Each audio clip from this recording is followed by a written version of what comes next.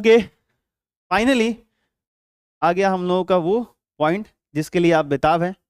Sir हम लोगों के चैप्टर का नाम है रिफ्लेक्शन ऑफ लाइट। पता नहीं आप क्या क्या पढ़ा रहे हो, wave nature, particle nature, dual nature of light, optical medium, पता नहीं ऑब्जेक्ट में आप पढ़ा रहे हो, आपने पढ़ाया वो ल्यूमिनस पढ़ाया, नॉन ल्यूमिनस पढ़ाया। सर ये सबसे कोई लेना नहीं है। सर शुरू करो reflection of light. Where is reflection of light? कहाँ है हमारा रिफ्लेक्शन ऑफ लाइट? पता नहीं आपने क्या कर दिया उसको। तो देखो भाई, रिफ्लेक्शन ऑफ लाइट क्या था? Sending back of light rays which falls on the object is called reflection of light. किसी भी सरफेस पे, किसी भी ऑब्जेक्ट पे, किसी भी मीडियम पे अगर लाइट जाकर गिरती है, falls on the surface any surface, then bouncing back या सेंडिंग बैक, जब टकरा के वापस आती है ना भाई, तो इस फेनोमेना को हम क्या कहते हैं? Reflection of light. बात समझ में आई? सिंपल है कि लाइट का वापस लौटना ही, लाइट का वापस लौटना ही। जैसे मान लो कि मैंने ऐसे एक मिरर बना लिया। अच्छा, मिरर बनाने का फंडा समझना, ये प्लेन मिरर है और एक तरफ ये जो हम ऐसे ये जो अपना टैलेंट दिखा रहे हैं, इस टैलेंट से क्या किया जा रहा है पता है? इसको कलर किया जा रहा है। क्या किया जा रहा है? कलर। क्या किया जा रहा है? हाँ, और ये सिल्वर कोटेड होता है। आई बात समझ में? हाँ, सिल्वर का एक कंपाउंड होता है, I hope silver nitrate, AgNO3, उसी से एक सरफेस को ऐसे कलर कर दिया जाता है। आई बात समझ में? अरे बोलो।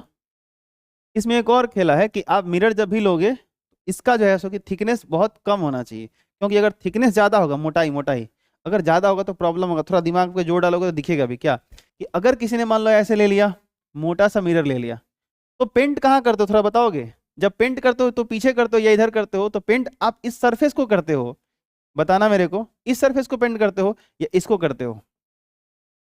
ये ग्लास का स्लैब है, किसी एक तरफ से पेंट करना है, तो मान लो हमने उधर वाला चूज करा कि पेंट करना है, तो जब आप पेंटिंग करते हो तो यहां करते हो कि यहां करते हो? 1 नंबर या 2 नंबर?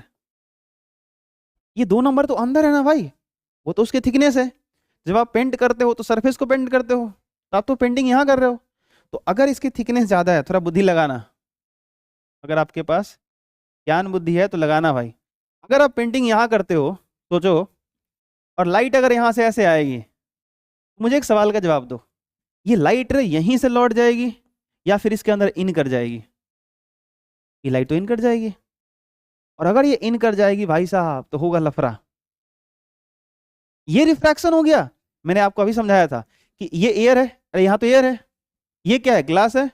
एक मीडियम से दूसरे मीडियम में लाइट का इन करना ही क्या कहलाता है? रिफ्लेक्शन। रिफ्रैक्शन क्या? रिफ्रैक्शन। आई बात समझ में? समझ आ रहा है? When a light rays with bending or without bending enters from one medium to another medium, then this phenomena is known as refraction. आई बात समझ में? मैंने क्या बोला, समझ में है? ठीक है, तो यहां पर अगर इसकी थिकनेस ज्यादा होगी, थिकनेस कितना भी कम कर लो, हकीकत ये है कि लाइट इंटर तो मारती है। रिफ्लेक्शन हमेशा पीछे वाला सरफेस से होता है, सामने वाला सरफेस से नहीं होता। रिफ्लेक्शन यहाँ से होता है, ये लाइट रिफ्रैक्ट होती है, जाती है, टकराती है, फिर यहाँ आती है, फिर रिफ्रैक्शन होता है। पूरा कहानी ये है, हकीकत कुछ और है। बट फिर भी मैं आपको इतना समझा सकता हूँ कि इसकी थिकनेस अगर बहुत कम हो तो आप मान के चलो कि डायरेक्टली वो रिफ्लेक्शन होता है। रिफ्रैक्शन का थोड़ा देर उसको इग्नोर कर सकते हैं फिलहाल के लिए। ये बात समझ में? बोलो समझ में आया कि नहीं आया? हाँ चलो, लेकिन फिर भी रिफ्लेक्शन से पहले रिफ्रैक्शन हो जाता है। बट हम लोग ऐसे दिखाते हैं, यहाँ पे ऐसे लाइट ऐसे गई और यहाँ से टकरा के ऐसे वापस आ गई। आई बात समझ में? इस फिनोमेना को हम लोग क्या कहते हैं भाई साहब? Reflection of light. क्या कहते हैं? Reflection of light. क्लियर है सबको? आगे बढ़े? ओके, एक बार आपके मुख से सुनना चाहूंगा, पढ़े जरा इसको, डेफिनेशन पढ़े।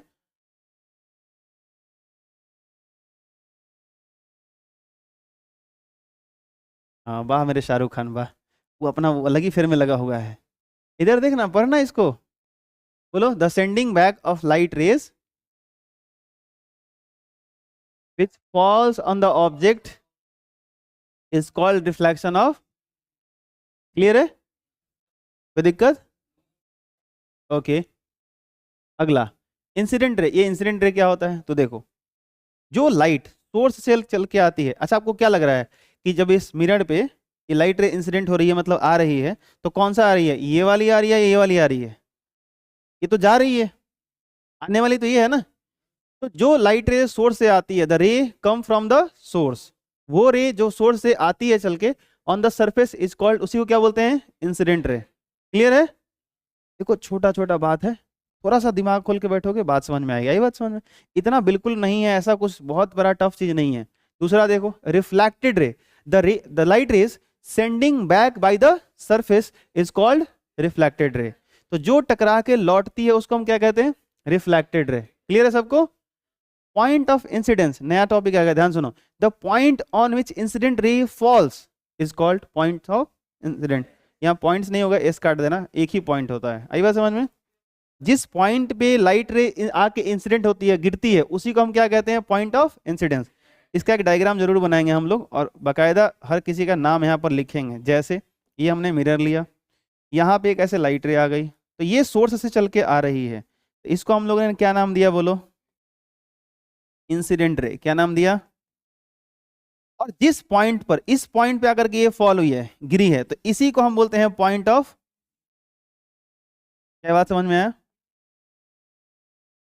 Point of incidence. और ये जो जब सेंडिंग बैक, वो लाइट रे जो वापस लौटती है, इसको हम क्या कहते हैं, रिफ्लेक्टेड रे। क्या बोलेंगे, बोलो? इसको अपन लोग बोलेंगे रिफ्लेक्टेड रे। क्लियर है? क्या ये आपको तीन चीजें दिमाग में बैठ गई? इंसिडेंट रे किसको बोलेंगे, जो सोर्स से चल के आ रही है। रिफ्लेक्टेड रे किसको बोलेंगे, जो टकरा के जा रही है। और पॉइंट ऑफ इंसिडेंस किसको बोलेंगे,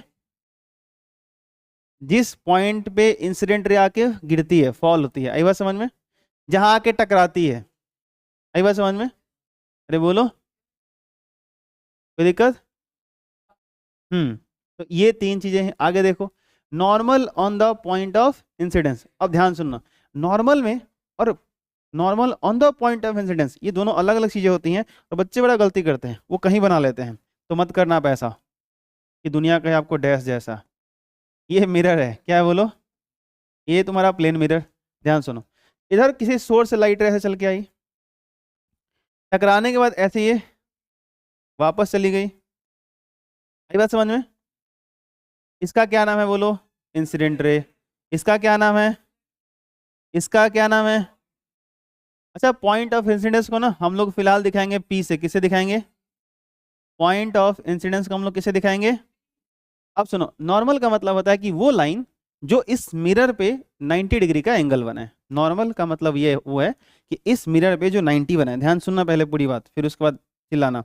जैसे मान लो मैंने यहाँ पे एक ऐसा लाइन बनाया, ये मिरर के साथ कितना एंगल बना रहा है, तो भाई इसको हम बोलेंगे नॉर्मल। क्या बोलेंगे?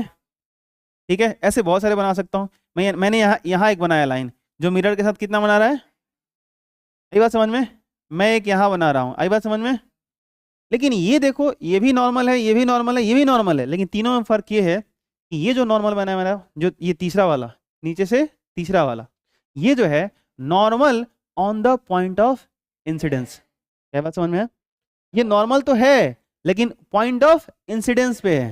क्या बात समझ में आया? कोई दिक्कत? तो इसको हम लोग बोलेंगे एन से दिखाएं। किसे दिखाएंगे? क्लियर है? क्या ये बात आपको समझ में आ गई? तो नॉर्मल नहीं बोलना है, जो हम लोग जिस नॉर्मल से हमको मतलब है, वो नॉर्मल कहाँ है, पॉइंट ऑफ इंसिडेंस पे है। क्लियर है? तो एक चीज और बढ़ गई, क्या है भाई? Incident ray, reflected ray, and this point is point of incidence, and this normal is normal on the point of incidence. Clear?